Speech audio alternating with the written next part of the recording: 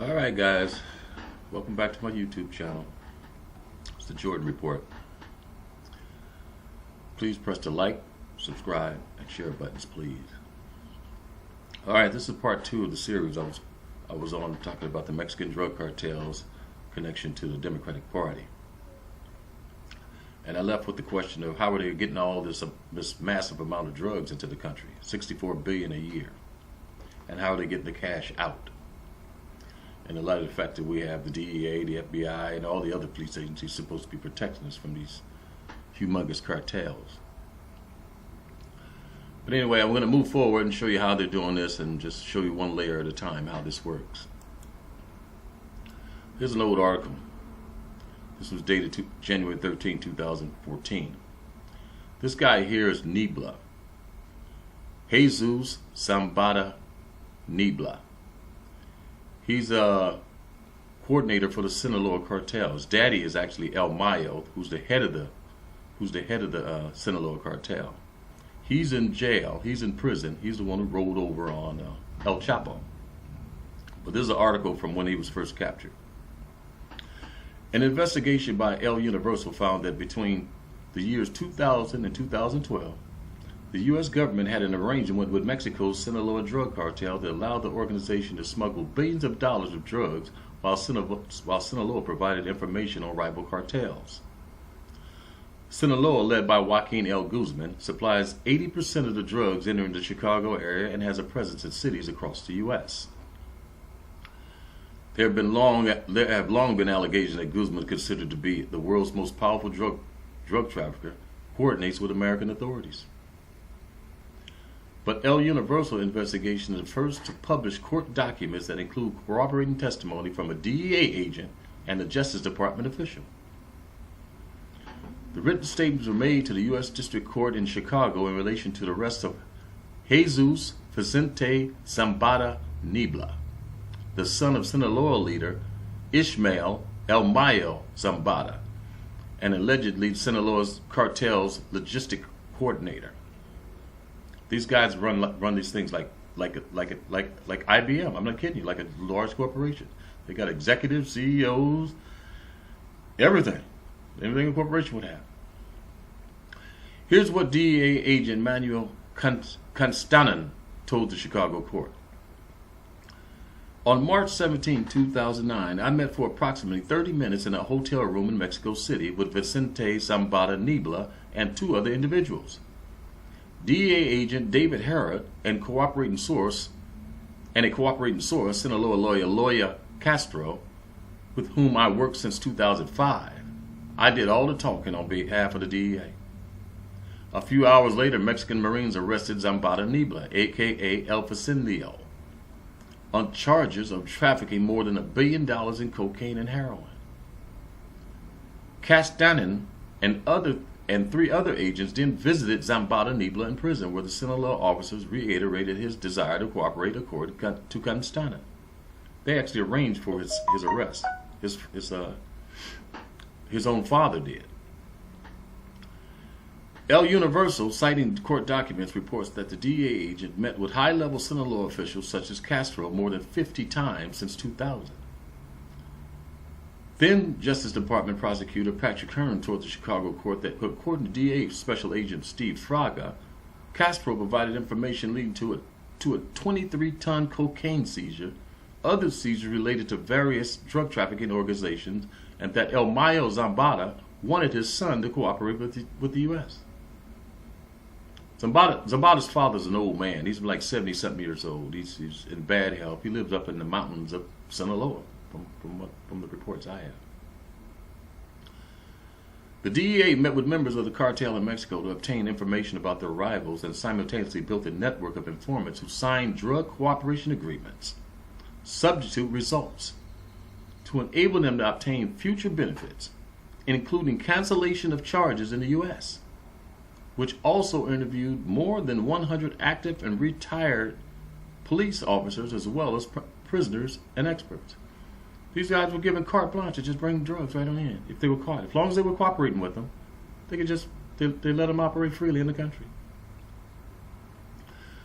Zambada Nibla's lawyer claimed claimed to the court that in the late 1990s, Castro struck a deal with U.S. agents in which Sinaloa would provide information about rival drug trafficking organizations while the U.S. would dismiss its case against the Sinaloa lawyer and refrain from interfering with Sinaloa drug trafficking activities or actively prosecuting Sinaloa leadership.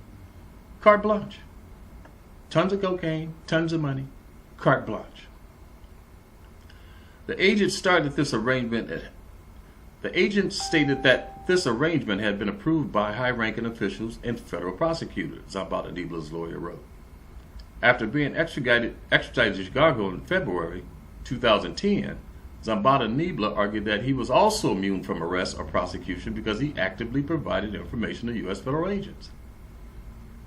Zambada Nibla also alleged that Operation Fast and Furious was part of the agreement to finance and arm the cartel in exchange for information used to take down its rivals.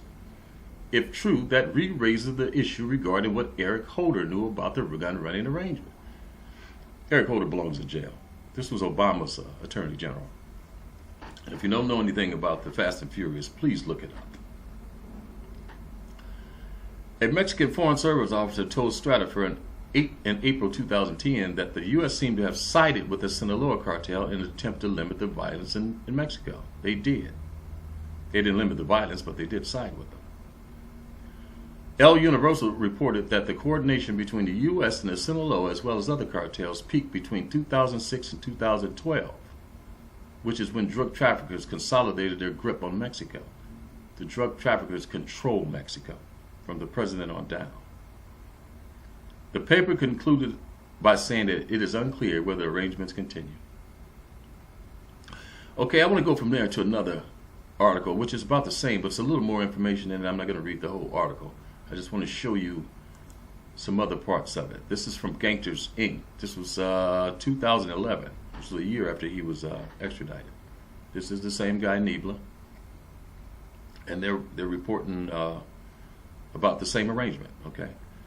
And this is Gangsters Incorporated. Drug lord claims immunity from prosecution. Secret alliance between FBI, DEA, and Sinaloa cartel. All these guys are working together. And if you think about it, how else could this work? How else could you get tons of money out of the country, tons of drugs in, and everybody knows who's doing it? So these people have to be laying down on the job. All the federal agencies that are supposed to be protecting us had to have been laying down on the job. Okay, in a recent federal court filings in Chicago, a captured major player in Mexico's Sinaloa cartels made explosive allegations about U.S. authorities' alleged cooperation with the cartel, charging that federal agents allowed the cartel to traffic drugs into the U.S. in return for intelligence on Sinaloa cartel's rivals, especially the Zetas. Vicente Zambada Nibla, the son of Sinaloa cartel number 2 Ismael Zambada, was arrested in 2009 and extradited last year to the United States to face trial on federal charges of trafficking in billions of dollars of illegal drugs. His father and the cartel head, Joaquin L. Guzman, right here, was also indicted in the same case, but remains free as Mexico's most wanted fugitives. They'll never catch him because he's the one that's actually running the cartel, and these are just front men. Placed in solitary confinement in Chicago lockup facility awaiting trial, Zambada Nibla could spend the rest of his life behind bars. He is looking for a way out. His court filings are laying the groundwork for a defense claiming that any crimes he committed were allowed under his arrangement with the feds and thus should be immune from prosecution.